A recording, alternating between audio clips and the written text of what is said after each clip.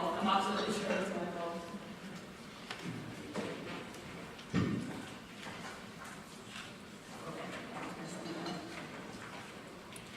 Okay.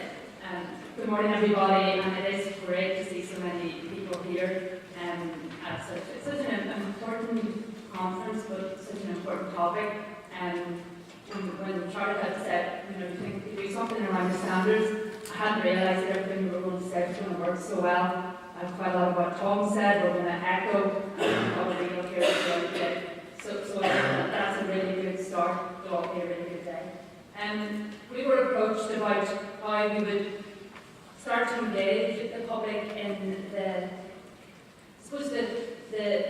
not so much a relaunch, but just about raising the awareness of the patient experience standards.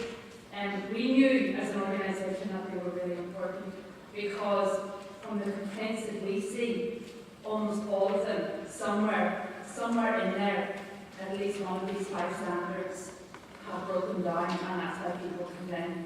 So we took a bit of a leap of faith when we went out originally to the public, and to say, are these standards about right? What do they feel like? Because we weren't sure what we were going to do if they weren't, because we felt that they were right, the service felt that they were right, and we had quite a lot of evidence to indicate that they were there or thereabouts. And I'm delighted to say the work that we did just really emphasised how important all of these standards are to everybody that we deal with and that we deal with every single day. So when we were approached, we had a number of events coming up. So we took the standards to the people at the events. I just asked them some very basic questions around them, essentially trying to work out that they feel about right. And we use these terms all the time, but what do these terms mean to people? So we talk about respect, but what I think about respect and what you think about respect mightn't necessarily be the same thing. So it's important for us to dig a wee bit deeper underneath that, just to try and understand what individually each of these standards meant to people. And again, as we always find, we were really surprised by some of the things that people were saying, because it is that idea, how you communicate with me, how I communicate with you. I might think I'm doing a really good job, but actually, I don't know. I actually don't know what a person's doing, doesn't know what's going on. But we had a really lovely example of this last week. There was at the Meave Health conference, I'm sure a number of people in the audience were at it, and we brought a person who was on the receiving end of technology in their own homes to talk to this really eminent group of academics and by their own admission geeks about what it felt like when you were actually in your own home and you were at the receiving end of what all these people had got into a dark room and discovered and created. And a gentleman talked to this group, which was really, really brave. I mean, these were really, these were chief executive of Hewlett Packard, and really, really important people. So I thought it was really brave, and he'd never done anything like this before. So he gets up, and he said, yeah, I had a small stroke, and the doctors and the nurse thought it would be really good if they monitored my blood pressure and my other signs at home. So that would mean that I wouldn't have to go to the doctor's surgery 4 times a week. I wouldn't have to come to the hospital so often. And if my signs weren't what they needed to be, somebody would contact me and tell me what to do. So he said, I thought this was a great idea, and I was really up for this.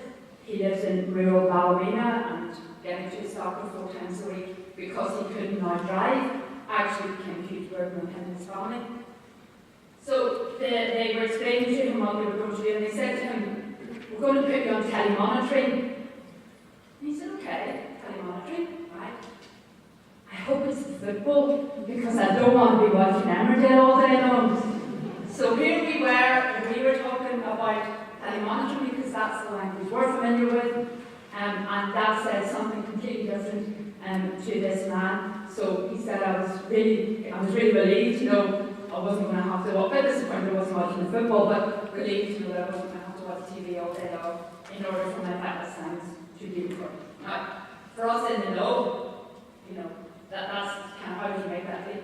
But actually, it's what we described earlier on about the language that we use and that is transmitted.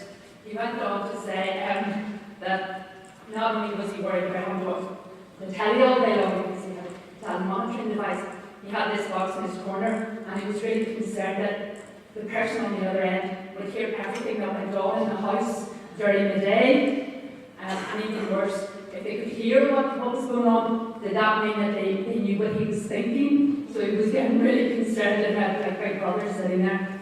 Once it was explained to him, obviously it was fine. And actually, he had a really positive experience and was really keen to tell all of these really kind of isolated people, actually, this made a huge difference to me at the end of it. Okay, so back to the standards and the things that we spoke to people about. Again, this is just a bit of the gender breakdown. As always, 63% of the people that we spoke to were male, female, and 36 were male. We are going to have to find ways to get to men to tell us about what their experience is. They constantly say things like, just talk to my wife, she does all that sort of stuff. We're going to have to think about new innovative ways to find out what the experience for men is.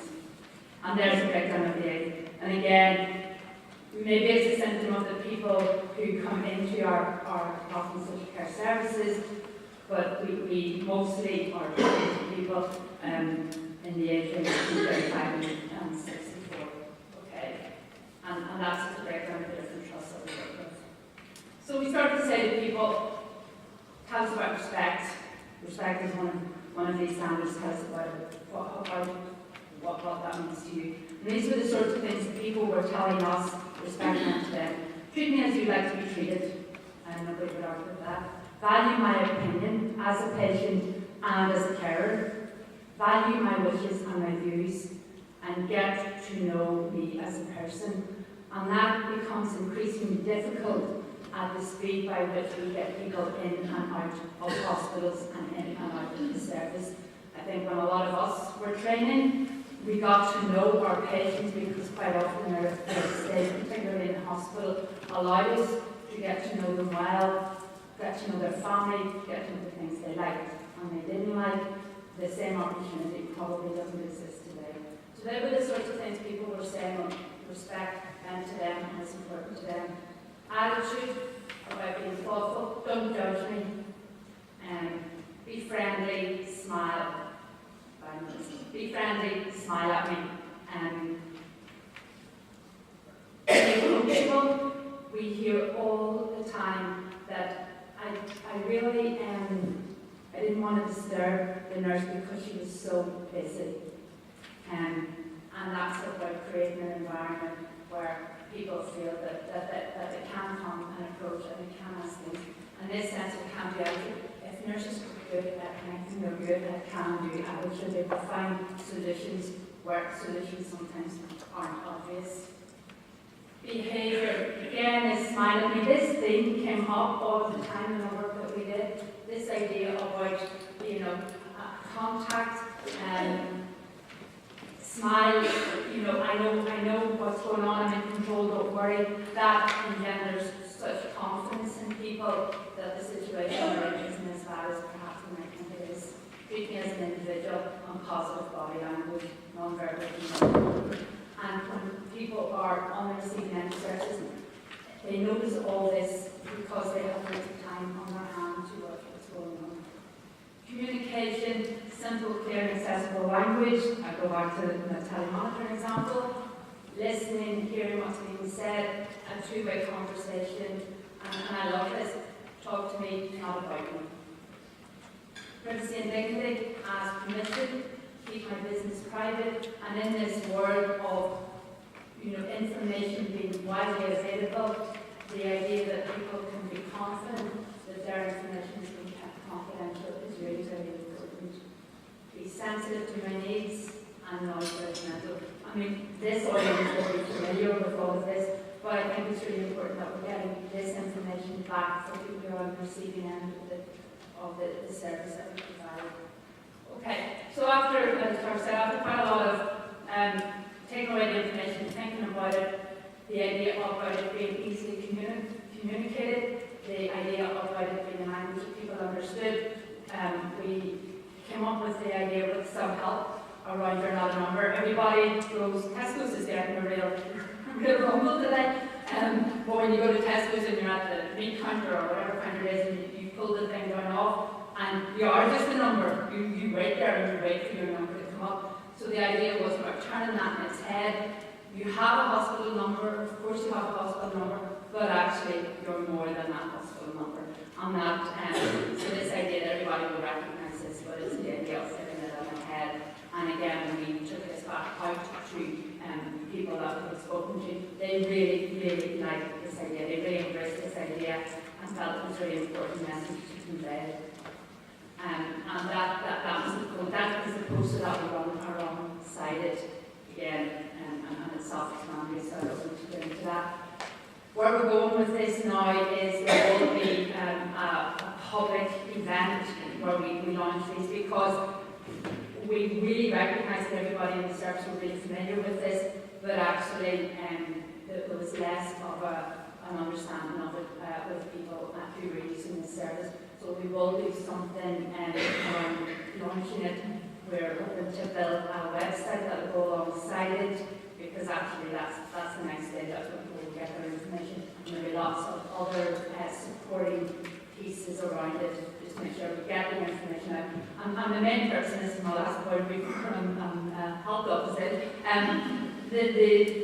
why this is really important that the public know about this is because they can ask.